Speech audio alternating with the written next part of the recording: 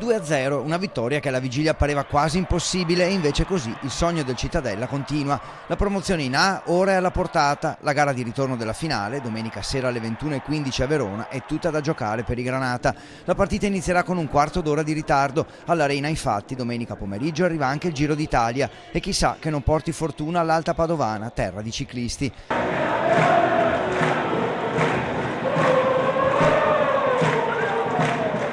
L'atmosfera al Tombolato è fantastica, squadra, tifosi e l'intera città, 21.000 abitanti che tutti insieme riempirebbero solo a metà lo stadio Bentegodi di Verona, vogliono scrivere la storia.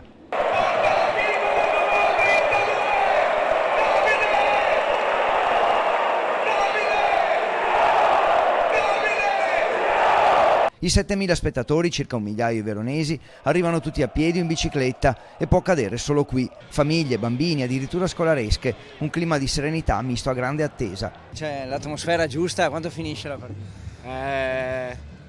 1-0 per il Città. Un 1-0 per il Città. Che andrebbe bene, sì. Benissimo. 2-0, uno non basta, 2.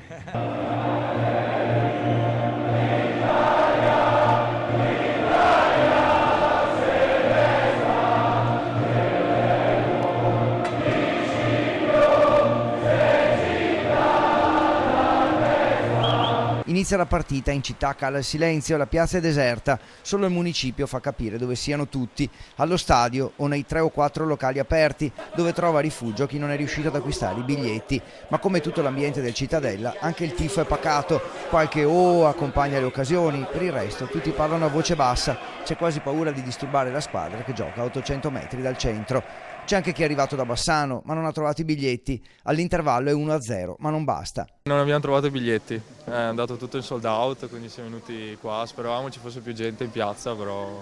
Infatti non c'è molta gente, perché sono tutti allo stadio. Quindi speravamo ci fosse più gente, però va bene così. Dai. 1-0 basterà? No, secondo me no. Poi il ritorno a Verona è duro. Sarebbe un sogno che si realizza.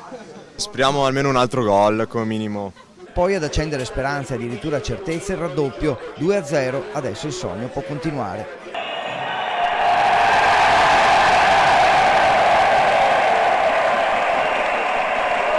All'uscita solo entusiasmo e ottimismo, a patto di andare a Verona per attaccare, non per difendere il 2-0. C'è voglia di sorridere, di scherzare, ma è sempre tifo a favore, mai contro, e questo fa la differenza tra un bravo e un pessimo sportivo. Al Tombolato la sfida è finita 2-0, il sogno continua. 2-0 molto meglio che 1-0, direbbe qualcuno. Per il Verona un po' di paura adesso nella gara di ritorno, tifosi del Cittadella davvero entusiasti.